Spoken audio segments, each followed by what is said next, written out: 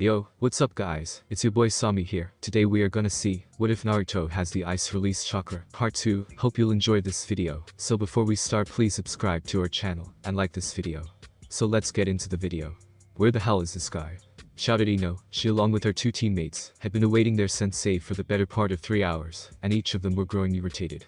Naruto sat in his chair writing in a notebook, occasionally glaring at the door. Shino sat quietly, bugs occasionally running out of his jacket, and onto his finger, so he could observe them, and Ino had used the time to whine. Naruto came in here, I'll keep you entertained, came Kane's voice in a purr from inside Naruto's head. You're a fox, replied Naruto. You know you love me, spoke to the woman. It was at this point thankfully the door opened, revealing a silver-haired man with a mask covering the lower half of his face, and his headband covering his left eye. You three Team 7, asked the man, getting a nod from the genin. My first impression of you is you guys are boring. Meet me on the roof, declared the man, disappearing in a swirl of leaves. I don't know about you, but the last 3 hours waiting have made me hungry, said Naruto, as he stood up with a thoughtful look on his face, snapping his notebook shut before turning to his teammates. I don't know if he could have been in a meeting or on a mission or something. We shouldn't just leave, spoke Ino timidly. Weren't you just bitching that he was late? And besides, he wouldn't have been on a mission for the last few days. Hokage-sama would see to that, replied Naruto. But stuttered Ino, not sure what to say. It would seem logical for prospective sensei to not go on missions so close to graduation, so situations like this don't arise. However, I don't believe it's fair to waste our sensei's time. He may have simply been testing our patience, and spoke Shino in an even tone. Do you want lunch for me or not? Asked Naruto, rolling his eyes. You know what, after all that, why not? Muttered Ino, standing up, shaking her head a bit. It would be unwise to go, but I can't deny I'm hungry, spoke Shino, standing up as well. Naruto nodded before he walked out of the room with his two teammates in tow. The three of them left the academy and headed to Chakra ramen. It only took the trio about 5 minutes to get to the eating establishment. Naruto held the curtains aside, ushering his teammates inside. Hello, and welcome to Chakra ramen. How may I help you? I spoke to a female voice from behind the counter. Oh hey Naruto, I didn't realize it was you. Who's this? Asked Aim, motioning to Naruto's two teammates. Aim Nichin, these two are my teammates, Shino Apuram and Ino Yamanaka, declared Naruto, introducing the individuals. So what will you all have? Questioned Aim, pulling out a notepad, as the three sat down. I'll just have the usual, said Naruto, getting a smirk and an eye roll from Aim, as she wrote something down on her pad.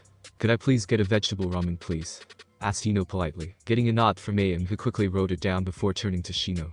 I will have the chicken please, spoke Shino. Aim once more nodded, writing it down before getting to work. But Kakashi, the silver-haired, had been waiting on the roof for more than 5 minutes for his genin to show up. He had actually got a good feeling about this group of genin. He figured they might be the first team to ever pass his test. Where the hell are they? Asked Kakashi, peeking over his book at the doorway, where he had expected them to come running out of maybe a minute after he had spoken to them in the class. But they were yet to arrive, and he was beginning to worry. I'll just go see if I can find them, muttered Kakashi, snapping his book shut, creating a shadow clone to leave there in case they showed up while he was away. The silver-haired man then walked down the stairs like a normal before making his way to the classroom, where upon opening the door, he found the classroom empty. Strange, where could they be? Questioned Kakashi, scratching his head. He then walked out of the academy building. About 2 hours later, at Chakra ramen. The genin were sitting at the ramen bar quietly talking, waiting for their sensei to show up. Here you three are, muttered the man, as he walked through the flaps of the ramen stand.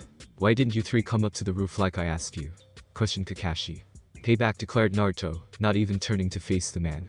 Well, alright, I deserve that. Given we're all here, we might as well get to know each other, so why don't we talk about ourselves? Said Kakashi, taking a seat next to his genin. Like what, sensei? Asked Ino, looking at Kakashi. Names, likes, dislikes, hobbies, dreams, that kind of thing, said Kakashi.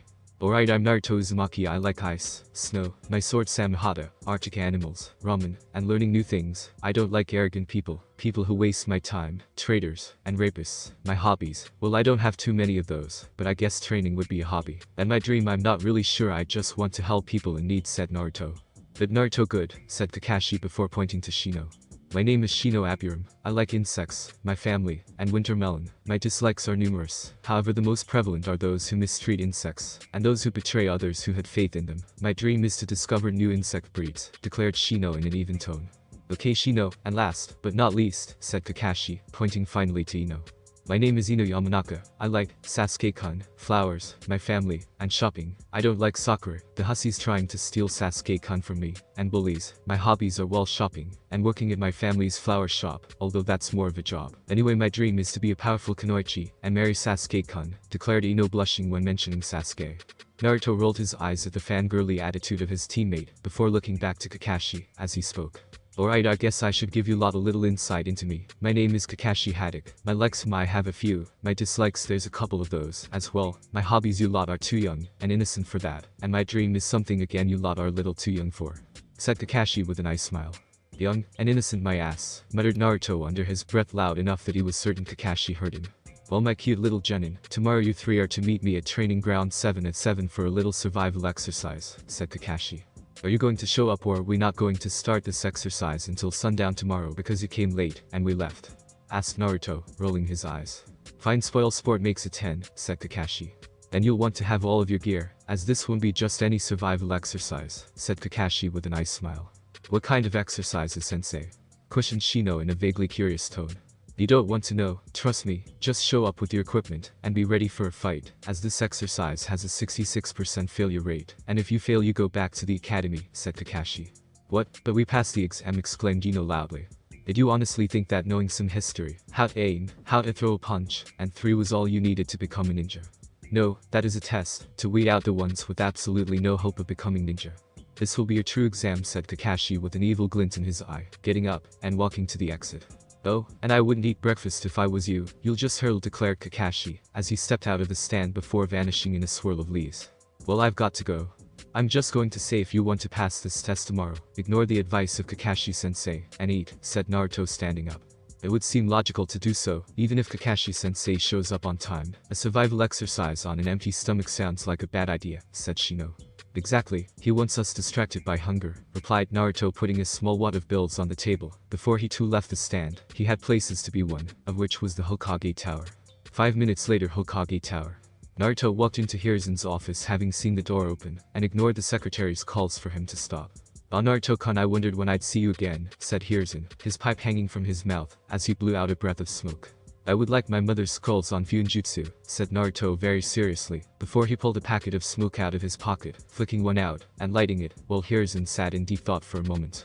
There was no real reason to deny him at least that much. It was clear to the aged Kage that Naruto knew of his parents from the beating Jiraiya gave him the previous day. "Alright," said Hiruzen standing up, and walking over to the pictures of the previous cage, before pulling Minato's off the wall, revealing a safe. "All of your parents' belongings were sealed after their deaths to prevent them being stolen. You'll be given your father's belongings, and the deed to your parents' home when you reach," declared Hiruzen. Naruto nodded, blowing out some smoke, as Hiruzen opened safe, revealing 2 scrolls. The Kage pulled out one of the scrolls, and handed it to Naruto, who took the scroll with a smile, and a nod, turning to leave when the door flew open. "Prepare to die, old man, today."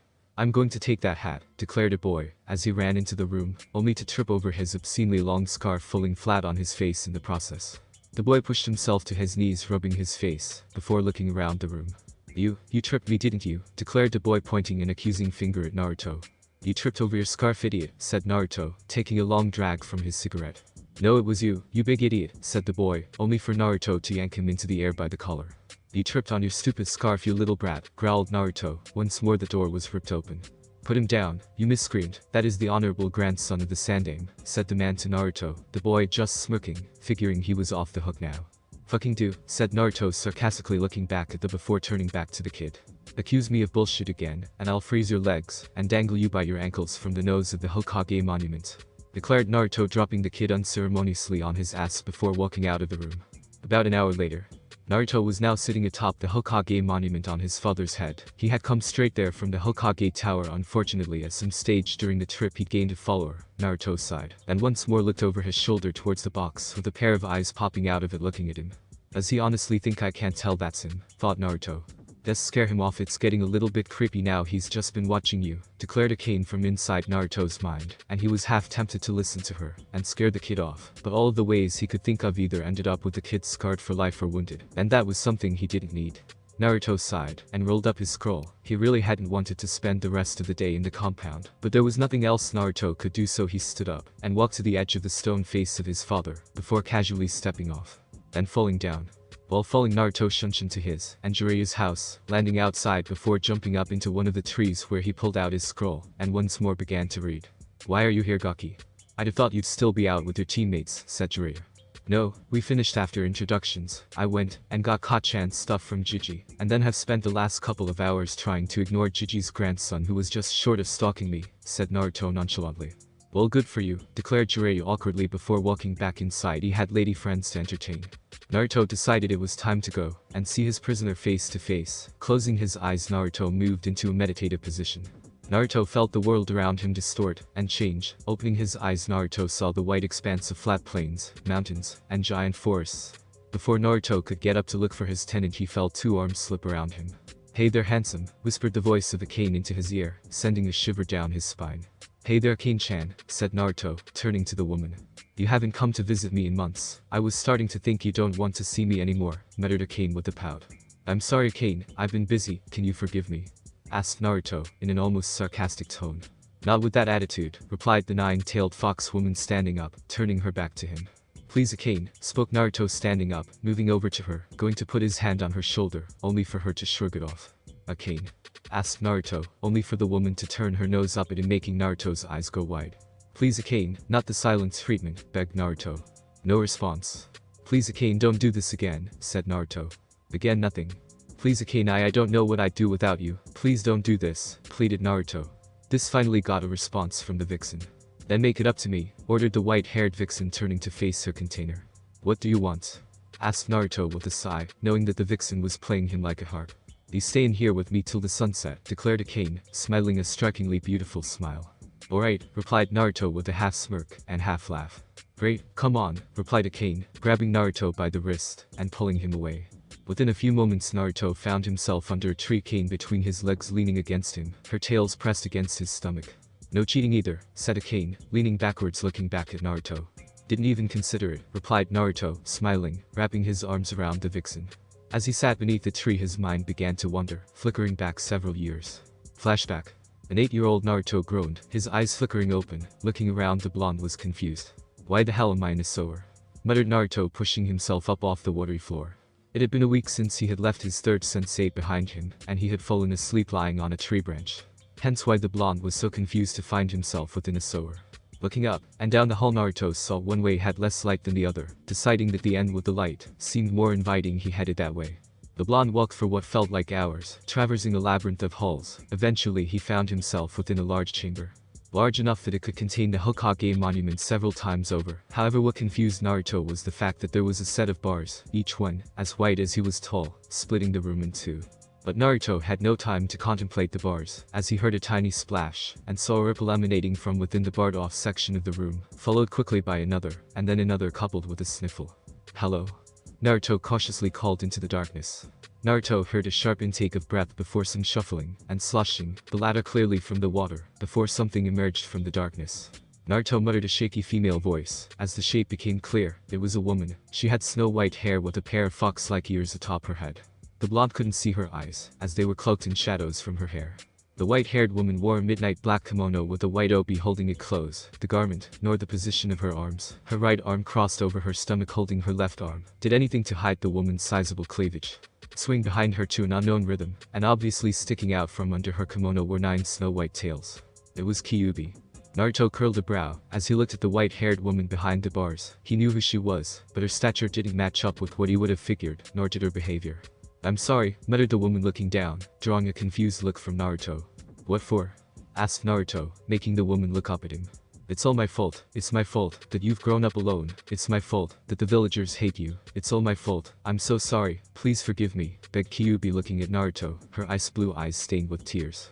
"There's nothing to forgive, Kyuubi. None of it is your fault. You're not the one who told everyone that you were sealed in me. You're not the one who looked at me as if I were a stain on humanity. You're not the one who chased me on my birthday. None of that was you," declared Naruto with a small smile. "Thank you," muttered Kyuubi, her hands coming up to her face, as more tears formed and began to fall. It seemed like she would have thrown herself at Naruto and hugged him if the bars weren't in the way. "Why are you grinning like an idiot?" questioned the voice of Akane, drawing Naruto out of his trip down memory lane. "Just remembering how I met my favorite vixen," replied Naruto, squeezing the woman leaning on him, earning a blush from said vixen. "You were such a naive softie," spoke Akane joyfully. "And you were a timid apologetic mess," Naruto shot back with a grin. "Because it was, and still is my fault," began Akane, only to be silenced by Naruto placing a finger to her lips. "I've told you 1,000 times I don't blame you," said Naruto with a sincere smile on his face. "I know, I just can't help it. I still feel it," once more began Akane, only to be stopped by Naruto. "Shush you, it's not your fault," demanded Naruto. Akane smiled before leaning into the blonde shinobi's warm embrace. The two sat together under the tree, as the sun set in his mindscape, painting the sky a bright yellow, red, orange, and pink. Naruto sighed, as the sun set. Looking to the vixen in his arms, he found her eyes close, and the woman gently snoring. Smiling, Naruto kissed Akane's forehead before gently laying her down, conjuring a pillow to lay her head on. Standing up, Naruto smiled, as the vixen curled into a ball before he vanished from his mindscape. Opening his eyes, Naruto found himself still seated on a tree branch. Glancing up at the sky, he saw that the sun had set at least an hour ago.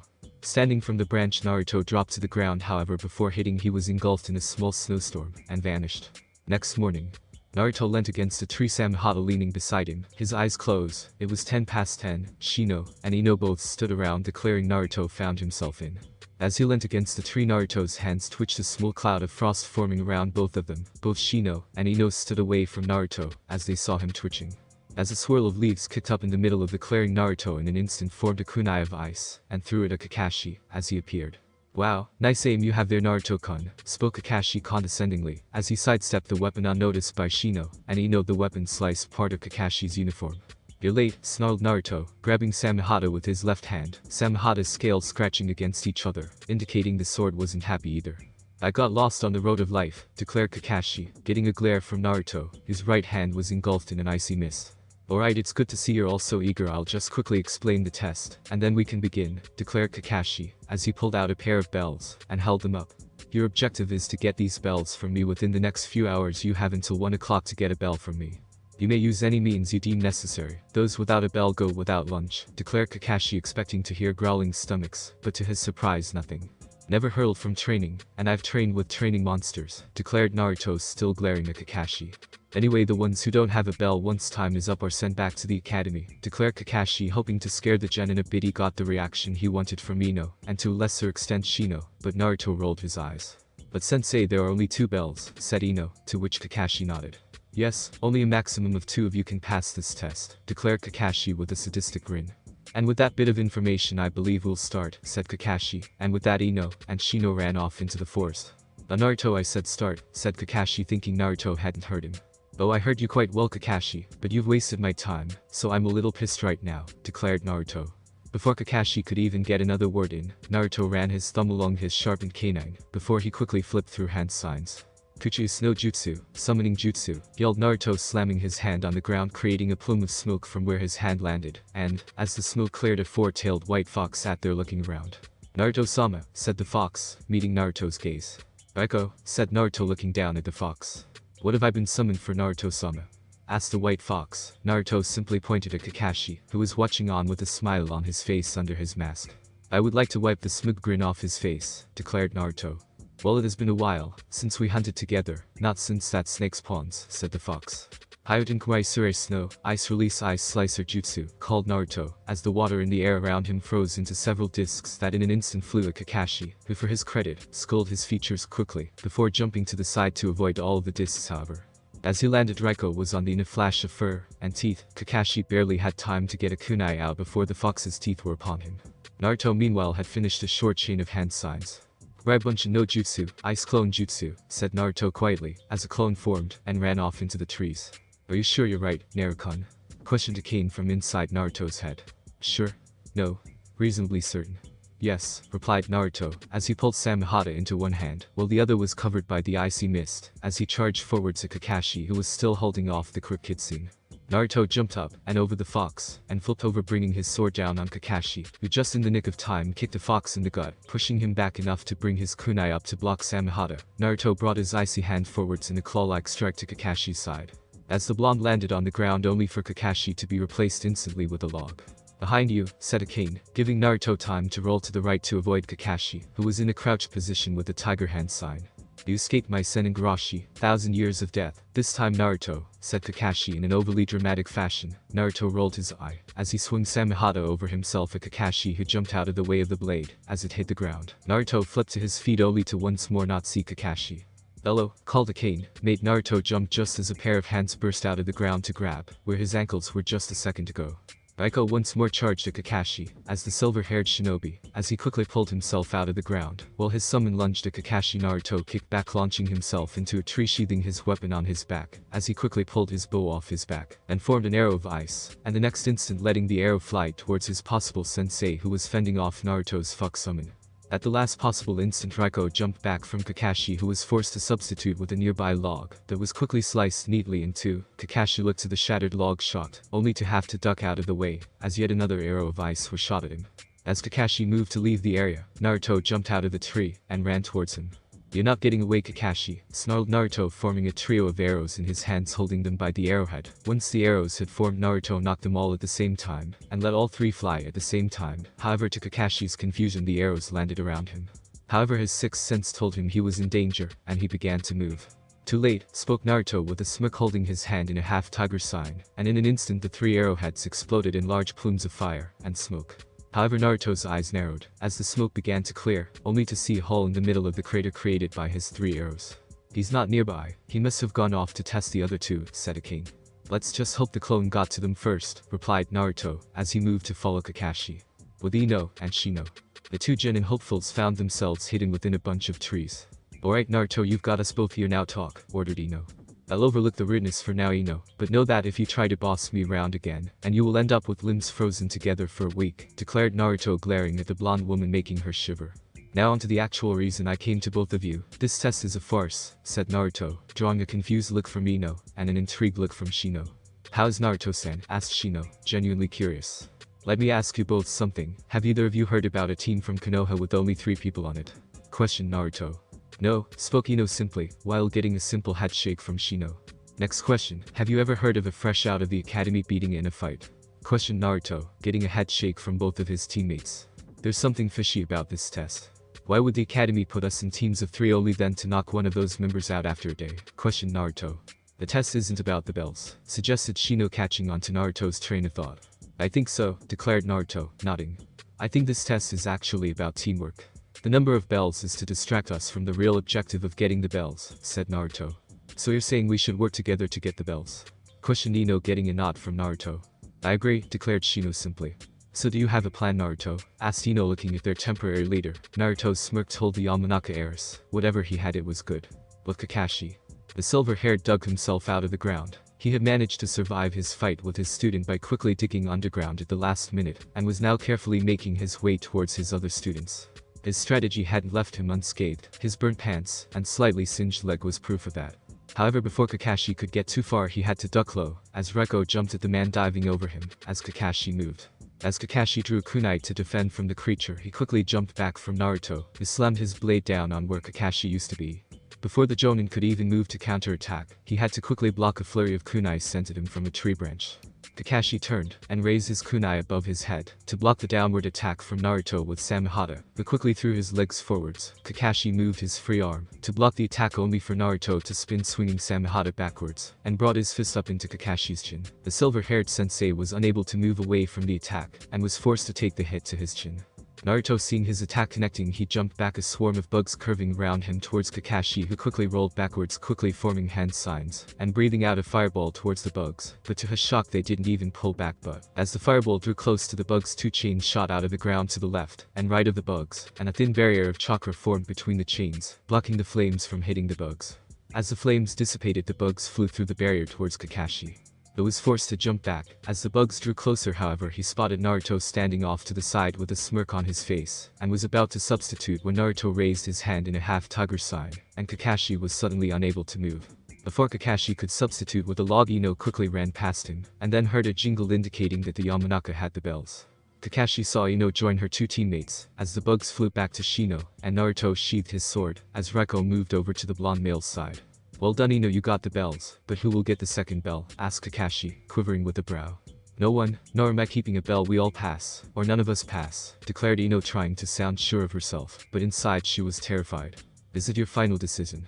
questioned Kakashi, narrowing his eyes, trying to shake the genin's resolve. "Yes," declared Naruto, simply stealing the resolve of the 2 genin beside him. "Very well, in that case," began Kakashi, stopping, "in order to build suspense. Pass," declared Kakashi with an ice smile. Ino let out the breath she didn't know she was holding. Shino gave a sigh of relief, and Naruto just rolled his eyes. It had been a month since the Genin test, which had been won by a paralysis seal Naruto, had apparently prepared in advance the previous night, 1 month since the team had been introduced to the wonders of D-rank mission. Now standing in the Hokage's office was Shino holding Tor, the cat belonging to Madame Shijimi, the wife of the Fire Daimyo. The cat was the bane of Team 7's D-rank experience. At least half of the D-ranks were catching the damned cat, and the cat would always scratch Naruto. And Ino hence why Shino was holding the cat, otherwise his teammates might feel the need to slit the cat's throat. Tor-chan, squealed Madame Shijimi, as she entered the room, and took her cat from Shino, and squeezed the poor animal tightly. "Ha, serves you right, cat," was the shared thought of Naruto and Ino, as the cat screamed from being squeezed tight. "Well done, Team 7. While we have several D ranks available, a member of the council needs his garden weeded, a nobleman needs his son watched." Tor, capturing Tora, said Hiruzen, interrupted by a scream from Madame Shijimi. "No," growled Naruto, interrupting Hiruzen. "No?" questioned the Hokage. "No more of this bullshit. We're ninja trained from the moment we could walk, not 5-year-olds desperate for pocket money," snarled Naruto, narrowing his eyes at Hiruzen. "Well, Kakashi, what do you think? Are they ready for a C rank?" asked Hiruzen, looking at Kakashi. "Hokage-sama, you can't be serious. These three have been genin for less than a month," said Iruka, only to stop, as he felt the temperature drop.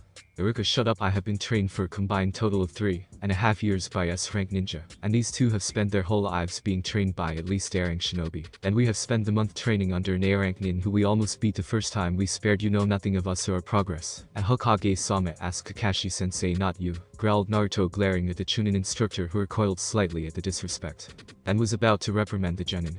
"He's right, Iruka. These three are now soldiers of the village, not little academy students you need to coddle. And in answer to your question, Hokage-sama, these three have been ready for a month now," said Kakashi.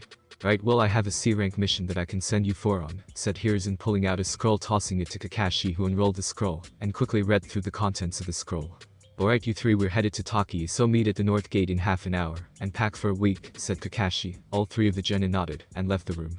"Here you go, Kakashi," said Hiruzen, handing Kakashi another scroll, which Kakashi pocketed, before nodding to his leader before vanishing in a swirl of leaves. "Are you sure about this, Hokage-sama?" questioned Iruka, looking at the elderly Kage. "Yes," said Hiruzen simply. Half an hour later at the North Gates, Naruto walked up to see Ino and Shino already at the gates, both with backpacks on. "Where's your stuff, Naruto? Surely you have to have at least a change of clothes," questioned Ino, looking at Naruto. Naruto pulled the neckline of his shirt to the left, revealing part of his tattooed chest. A tattoo of an arrow crossed the scroll tattoo just below the neck. "Most of the tattoos on my skin are not purely decorative. Most of them cover seals I have tattooed onto my skin. This one holds any and all of my supplies," said Naruto before letting go of his shirt, letting it fall back in place. "What kind of seals do you have, Naruto-san?" asked Shino, curious. "I mostly have storage seals for various things. I have a summoning tattoo here," said Naruto, motioning to his right arm with a white furred kitsune on it, going down to an open mouth on his wrist. "Let's see, gravity seals and weight seals, but they're mostly covered by my tats," said Naruto. Truth be told, he had a lot more seals tattooed to his skin. He just was nervous to reveal all of the seals to his teammates, as revealing what some of the seals he had would bring up questions that he didn't really want to answer. Luckily for Naruto, Kakashi chose this moment to appear. "Alright guys, we're headed to Taki, which even going the max speed you guys can go is still about a day and a half, but there's no rush, so let's take a leisurely pace, and we'll be there in 2 days, said Kakashi, getting a nod from the 3 genin. "Alright guys, Delta formation," said Kakashi. The 3 genin took a triangle formation with Kakashi standing between Ino and Shino with Naruto at the front before heading out. "Sunset. Alright guys, we can stop here for the night," said Kakashi. As he stopped tree hopping, the 3 young ninja nodded. "You guys set up your tents, I'll collect some wood," said Kakashi. "I don't need to set up a tent in Kakashi-sensei. I sleep in the open, but I do kinda need to go hunting," said Naruto. "Well, if you can bring back enough for everyone," said Kakashi with a nice smile. "Sure, but I make no promises. I have no idea what's around here," said Naruto with a shrug, before he then walked into the woods, pulling his bow off his back and forming an arrow of ice that he notched and held at the ready, and walked far enough into the forest that a small pulse of Biju Chakra would go unnoticed by Kakashi and Naruto's 2 teammates. "A cane," said Naruto mentally. "On it," replied the woman before discreetly sending out a tiny pulse of her yokai. Even if she was sending out the smallest amount possible, it was still enough to get all of the information within a kilometer. "Alright, you have lots of small birds in the area, and even some small creatures, but there's 3 boars 200 meters west, a doe half a click north, and 2 bucks fighting 270 meters to the northeast," declared a king. Naruto thought about it for a moment before heading towards the 2 bucks, forming another arrow of ice, which joined the first ready to be shot at the fighting bucks. Naruto, as he ran towards his targets, quickly took to the trees and hopped silently towards the area he was told the bucks were. Within moments Naruto reached the edge of a clearing where the bucks were fighting. Looking to the animals, he formed 2 more ice arrows and gently notched them before quietly pulling back the bowstring and taking aim at the 2 animals, hoping to hit each with a pair of arrows. Naruto took a deep breath and steadied his breathing and let the string go, launching the arrows forwards, and before the bucks could even stop their fighting, the 2 animals fell to the side. As the blood drained out of them, Naruto dropped from the tree and walked forwards, channeling chakra to his left hand. As he did, a knife appeared in a plume of smoke. Naruto knelt down beside the 2 downed animals that were good and dead and set about cleaning his kills, doing it here rather than in front of Shino and Ino. About an hour later, Naruto walked back into the campsite to see his teammates and sensei sitting around a crackling fire. "Did you not get anything?" questioned Kakashi, being first to see Naruto. "No, I just thought it would be better to clean the carcass and harvest what was usable away from these 2, said Naruto, motioning to his 2 teammates. "All makes sense. So what did you actually get?" questioned Kakashi. "I killed a pair of bucks and a pair of boars," said Naruto, unsealing half of the harvested material from said animals, which did include all of the pelts which the meat was lying on. "Take as much as you want, I'll share this lot, but the other half is mine," said Naruto. The other 3 nodded. It was understandable. He did kill and clean all 4 of the kills, and the meat from 1 buck and 1 boar was more than enough for all of them. And with that, the 4 of them began to cook up the meat over the fire. After everyone had eaten their fill of the meat Naruto provided and their own food, they sat by the fire quietly. "Alright, we have to organize watch shifts," declared Kakashi. "I'll keep watch," said Naruto, leaning back, stretching his arms above his head. "Alright, Naruto can take the first watch," said Kakashi, only to be interrupted. "I meant all night," said Naruto. Kakashi turned to Naruto with a raised eyebrow. "I've spent almost a month in a constant state of being awake before 2 days in a row is nothing," said Naruto. Kakashi shrugged. "If you are okay with it, then sure," said Kakashi. Naruto nodded before pulling Samehada off his back as he jumped up into the nearby trees. The next morning, as the sun rose on the horizon, so did Konoha's Team 7, or at least Kakashi, Shino, and Ino. Naruto was still very much awake from his watch shift. As the sun rose, the 3 Konohinin packed away their tents, while Naruto cooked a fish for each of them for breakfast, the fish caught from a nearby river.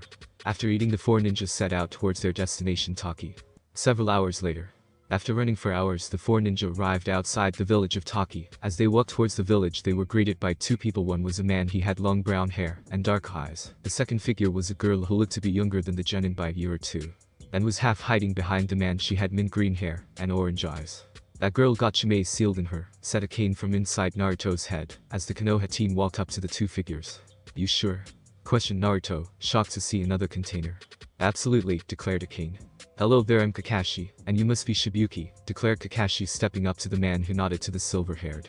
"So you are the team the Hokage sent," with his reply, said the man, getting a nod from Kakashi, who pulled out a scroll from his pocket and handed it to the man, who opened it and began to read. Naruto took the opportunity to walk up to the girl. "Hello there, Moto-chan, you don't mind if I call you that, right, Nana-chan?" said Naruto. The girl looked at Naruto, terrified, only then to calm down a bit when she saw his genuine smile at her.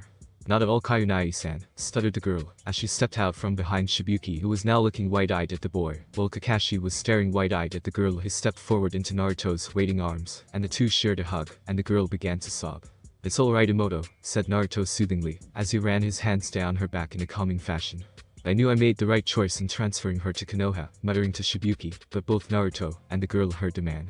"You transferred me to Konoha?" questioned the girl, slightly scared and at the same time looking at him with hope. "Yes, and this is the reply from the Hokage accepting the transfer," said Shibuki with a smile down at his surrogate sister, who smiled and ran over to hug him. "Thank you, thank you, thank you," declared the girl, hugging Shibuki. "Just promise me one thing, Fu-chan," said Shibuki, making Fu look at him. "Live happily," he said, and Fu nodded vigorously. Before anything else could happen, a Taki ninja came running up to Shibuki. "Shibuki-sama, Shibuki-sama, the village is under attack," said the ninja. "What?" questioned Shibuki, looking at his ninja. "Sir, it's Suin, and he has the help of 3 missing nin. He's saying he'll kill as many villagers as it takes for you to bring him the hero water," said the ninja. "Damn it," growled Shibuki, glaring at the ground. "Let me help, Shibuki," said Fu. "No, we can't have you fight, Fu. The villagers will just as likely attack you as the enemy," said Shibuki. "Then let us help. We can't leave our allies out to dry while we're here," said Naruto, stepping forwards, getting a nod from Shino and a slightly hesitant nod, but still a nod from Ino. "Kakashi?" questioned Shibuki, looking at Konoha's team leader. "Up to you, Shibuki-sama," said Kakashi. Shibuki then nodded to the Konoha team. Alright, you can help, but you four have to keep Fuse safe too, right? Said Shibuki. Getting a nod from the Konohinin, Naruto pulled Samehada off his back, as the 6 people set off into the village. Once they made it into the village, it became apparent how bad Fu's treatment was within the village, as even during an attack on their village the people were glaring at the mint-haired girl. As they ran, Naruto put his open hand on the girl's shoulder. It's okay, Moto, this time tomorrow we'll be so far away from here that this will all seem like an ancient memory, said Naruto with a small smile. Thanks, Nai-san, said Fu with a gentle smile, only to then dodge a rock thrown at her. Get out of here, you damn demon, you're not welcome here, growled the person who threw the rock. Shut your damn mouth, you piece of shit, before I rip all of your limbs from your fucking body, snarled Naruto, glaring at the man who flinched back from the hostile frosty glare. This isn't going to work. Phew, I'm going to make a cage bunchen to take you out of here, and guard you until we get back, okay? Questioned Kakashi, getting a hesitant nod from the girl. Cage bunchen no jutsu, shadow clone jutsu, called Kakashi, created a second one of himself. Hori bunchen no jutsu, ice clone jutsu, called Naruto, the ice next to him forming another one of him that followed Kakashi's clone's lead, and followed with Fu. She seemed a little scared. I thought it would be for the best, said Naruto, as Kakashi looked at him, before getting a nod. Alright, you four, I need to go and get something, said Shibuki, diverting from the path the ninja were following. The Konohinin continued running down the street towards the commotion at the center of the village. Shibuki, I'm getting impatient, bring me the hero water, or I will start killing these people, yelled a man with spiky brown hair, standing in front of a group of people tied up. Naruto growled. As he saw the man with 3 others, all 3 from AIM. One was a brown-haired woman wearing a semi-revealing outfit, the other 2 were men. One had silver hair and a blue mark running across his nose, while the other had brown hair covered mostly by his bandana headband, with a mask covering the lower half of his face. Naruto put down Samehada, and pulled his bow off his back, and quickly froze the water in the air into 4 arrows, all of which were notched into his bow, which he brought up, and aimed down the shaft, and all 4 arrows were aimed at each of the 4 people. Naruto took a deep breath, and steadied himself, and then let the arrows go. For a moment all was silent, as the arrows flew several hundred feet towards the ninja, but, as they looked like they were going to kill the targets, the arrows were either deflected or shattered.